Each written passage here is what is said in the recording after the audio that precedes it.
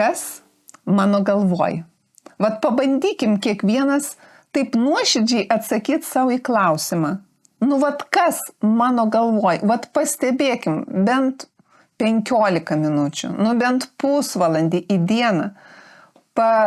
Paanalizuokit, pats save pagaukim ir pamastykim, ką aš 15 ar 10 minučių dabar sukau savo galvoj. Nes suprantat, kaip svarbu tai, ką mes mąstome. Ir tas, kas pasilieka mūsų mintise, protas, tampa žodžiais. Tai dar kitaip pasakysiu. Tai, ką mes mąstome, kas pasilieka mintise, prote, mūsų viduj, mūsų vidiniam žmoguje, mūsų širdį dedasi į mūsų vidų, į mūsų širdį. Ir tai mes kalbėt pradedam apie tai, ką mes mąstom. Ir patys pamastykim, ką mes šiandien mąstom. Pavyzdžiui, nors pusvalandį per dieną. Pasirašykim, ką aš dabar mąstau. Nes būtent mintis yra reali. Dabar visas kvantinis pasaulio mokslininkai kalba apie tai ir pradeda kalbėti tiesą, šlovė viešpačiai, kad būtent mintis realios.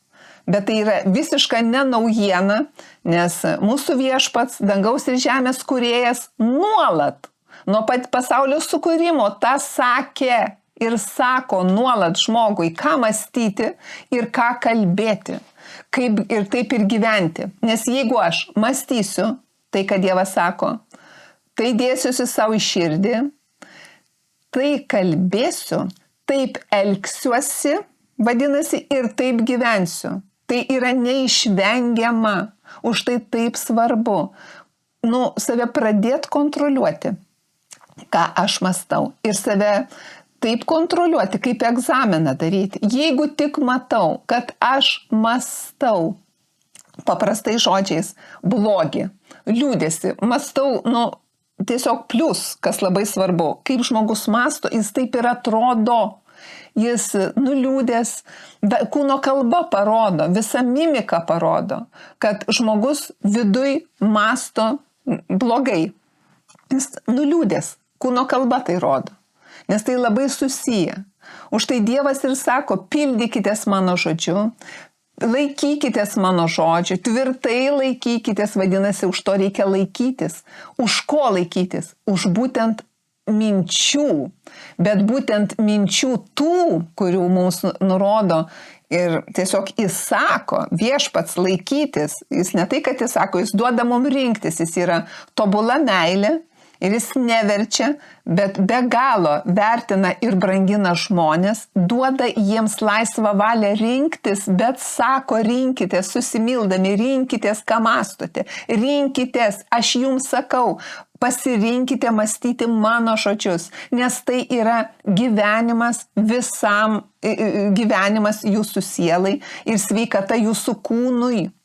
Būtent sieliniai, emociniai daliai yra sveikata, Dievo mintis ir Dievo žodžiai. Nes tai yra gera, tobula valia, nes Dievas apie mus mąsto tik tai, kas gera.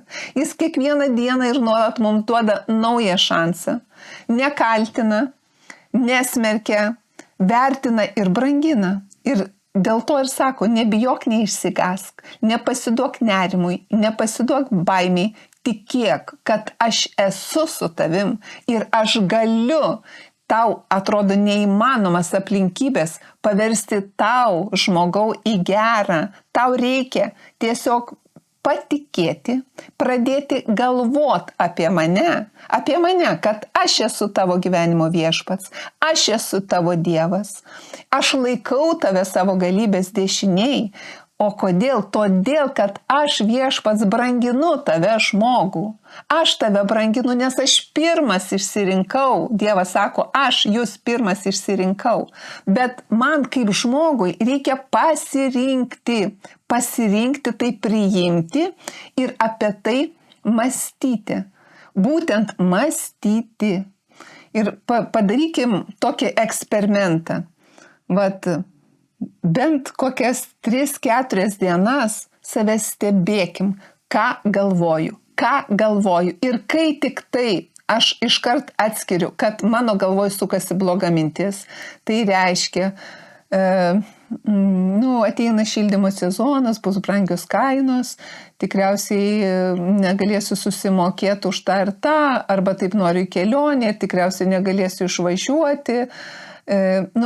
Bet kokia toksinė negatyvi mintis. Žinokit, tai ne iš Dievo, nes Dievas visur esantis, viską galintis ir jiem nėra nieko neįmanomo.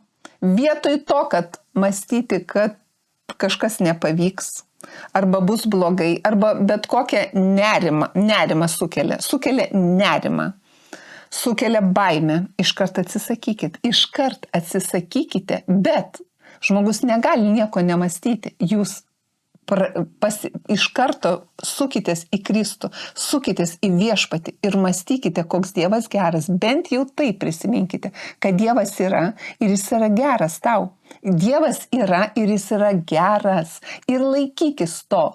Pavyzdžiui, visą dieną priimk sprendimą, kad ir kas aplinkui besisuktų, aš vis tiek priimu sprendimą tikėti ir dėkoti Dievui, kad jis yra su manim. Prisiminti elementariai, paprasčiausiai. Ir Dievas tai be galo vertina. Paprasčiausią bendravimą, kaip mūsų vaikai bendrauja su mumis. Paprasčiausiai. Dieve, aš tikiu tavim. Dieve, ačiū tau, kad tu su manim. Ačiū, kad tu dabar su manim. Aš tikiu, kad tu dabar mane laikai. Laikai šitoj situacijoje beviltiškoj tu laikai. Ir suprantat, ir užmykit su ta mintim, kad Dieve, tu esi su manim ir tu mane laikai. Iš ryto atsikeliat ir net ir naktį gali būti, kad nubusit ir vėl tas negatyvas eiks vienoks ar kitoks, bet iškart priimskit sprendimą. Ne, Dieve, aš žinau, kad tu su manim. Aš vakar tau atidaviau tą problemą ir aš jos nebepasiimu. Aš tau atidaviau Viešpatį. Ir žinau, kad tu su manim, tu man padedi, aš džiaugiuosi tavyje, nes džiaugsmas Viešpatyje yra mano jėga. Ir jeigu dieną, 2 ar 3 išeis stabdyti kiekvieną nerimo, baimės ar abejonės mintį, pakeičiant, nedelsiant, tvirtinantis, laikantis ir tvirtai stovint Viešpaties bendravime, jo žodžiuose, jūs pamatysit patys pamatysite, kokius turėsite vaisius ir rezultatus, nors atrodo tokius nereikšmingus, bet Dievo akise tai bus labai daug. Nežinot kodėl? Todėl, kad kiekvieną kartą, kai jūs atsisakysite priešo minčių, nerimo, abejonės, kažkokio pykčio, jūs kiekvieną kartą duosit Dievui veikti. Dievas priima, taip sakant, tokią, kaip jūs palaiko. Dievas kiekvieną kartą jūs palaikys. Ir kiekvieną kartą, kai bus nerimas ar abejonė, jums bus vis lengviau už to laikytis, nes jūs ugdysit įprotį. O įprotis ugdys jūsų valią, o valia ugdys charakterį. Ir bus vis lengviau atsisakyti to nerimo, baimės, abejonės, to netvirtumo, neužtikrintumo. Nes jeigu aš žinau, kad Viešpats mano jėga, aš esu ramus, visiškai užtikrintas, kad Dievas yra su manim. Svarbiausia, prisiminti bent jau tai, kad Jėzus yra mano Viešpats ir jis gyvena manyje. Bet kad jis apsigyventų manyje, nepamirškim pakviesti Viešpatį į savo širdį, Jėzui atiduoti savo gyvenimą ir jį laikyti aukščiausiu Viešpačiu. To linkiu kiekvienam iš mūsų.